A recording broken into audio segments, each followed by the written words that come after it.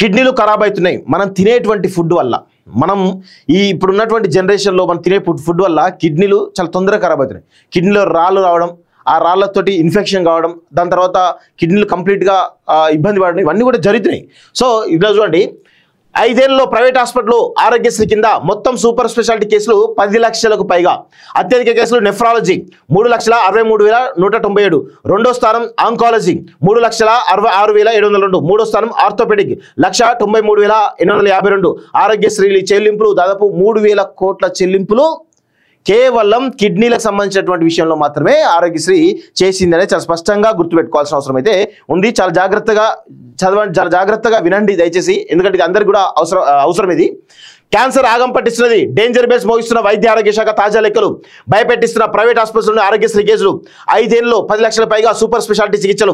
3,96,197 కేసులతో nephrology top. 3,06,000 కేసులతో రెండో స్థానంలో క్యాన్సర్.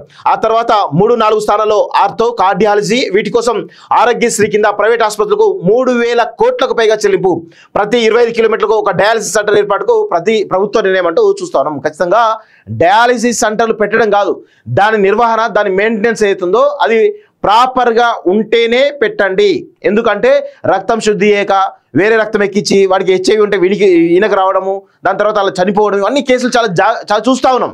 సో ఇలాంటి క్రమంలో డయాలసిస్ సెంటర్లు ఏర్పాటు చేసినప్పుడు వాటికి సంబంధించినటువంటి మెయింటెనెన్స్ కానీ నిర్వహణ విషయంలో చాలా జాగ్రత్తలు తీసుకోవాలి. ఇది 100% ప్రభుత్వం తీసుకోవాల్సినటువంటి విషయం ఇది. సో ఇక్కడ మొక్కుబడిగా మేము పెట్టాం కదా, అయిపోయింది కదా, లెక్కలు ఉన్నాయి కదా, మేము ప్రతి 20 కిలోమీటర్కి డయాలసిస్ అని పెట్టాం కదా అనేటువంటి దాంట్లో దయచేసి పోకండి అని చెప్పేసి కూడా మేము కోరుతా ఉన్నాం. రాష్ట్రంలో కిడ్నీ క్యాన్సర్ లాంటి ప్రాణాంతక వ్యాధులు ప్రజలను వెంటాడుతున్నాయి. వయసుతో సంబంధం లేకుండా జనం రోగాల బారిన పడుతున్నారు. ఆరోగ్యశ్రీ ద్వారా ప్రైవేట్ హాస్పిటల్లో నమోదైన సూపర్ స్పెషాలిటీ కేసుల వివరాల్లో ప్రజారోగ్యానికి సంబంధించి షాకింగ్ విషయాలు బయటపడ్డాయి. ఆరోగ్యశ్రీ ట్రస్ట్ నివేదిక ప్రకారం గత 5 ఏళ్ల కాలంలో 10 లక్షల మందికి పైగా వివిధ సూపర్ స్పెషాలిటీ చికిత్సలు పొందారు అంటూ చూస్తాం. అంటే ఆరోగ్యశ్రీ కిందనే 10 లక్షలు ఉన్నారంటే ఇక నార్మల్గా ఆరోగ్యశ్రీ లేకుండా ఎంతమంది ఉండగలరో ఒక్కసారి అర్థం చేసుకోవాలి. ఇది అందరూ గుర్తుపెట్టుకోవాలి. సో ఇక్కడ చూడండి, ఇందులో అత్యధికంగా 3,63,197 కేసులు కిడ్నీ సంబంధిత సమస్యలు ఉండగా ఆ తర్వాతి స్థానంలో 3,60,000 తోటి క్యాన్సర్.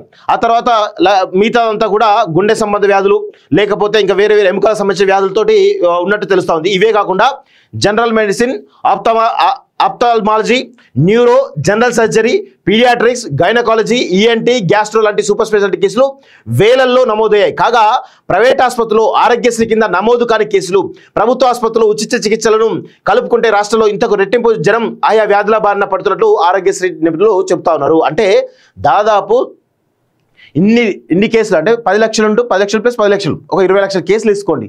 ఎంత పెద్ద వ్యాపారం జరుగుతుందో అర్థం చేసుకోండి. ఒక్కొక్క హాస్పిటల్లో కొన్ని 100,000 కోట్ల బిజినెస్ జరుగుతూ ఉంది, కొన్ని 100,000 కోట్ల బిజినెస్ జరుగుతూ ఉంది. వాటిలో నియంత్రణ లేకపోవడం వల్ల ఈరోజు యశోద లాంటి హాస్పిటల్స్ కానీ, లేకపోతే అపోలో లాంటి హాస్పిటల్స్ కానీ, సన్షైన్ కానీ, వివిధ రకాల కార్పొరేట్ హాస్పిటల్ దోచుకు తింటా ఉన్న ప్రజల ప్రాణాల మీద ప్యాలాలేరుకున్నటువంటి వీళ్ళందరూ కూడా ఈరోజు మనకు కనబడతా ఉంది. సో దీనిలో ప్రభుత్వ నియంత్రణ అవసరం. ఈ యొక్క ఫీజులు ఏవైతే తీసుకున్నారో, సర్జరీకి ఛార్జీలు ఏవైతే తీసుకున్నారో, వీటిపైన నియంత్రణ అవసరం అనేది చాలా స్పష్టంగా నేను గుర్తు చేయాలనుకున్నాను ఈ రాష్ట్ర ప్రభుత్వాన్ని. సో ఆ దిశగా ఏమైనా చేస్తున్నారా అంటే ఏమి ఉండదు, ఎందుకంటే వాళ్ళకు కూడా కమిషన్లు వస్తాయి కాబట్టి ఏం చేయలేరు.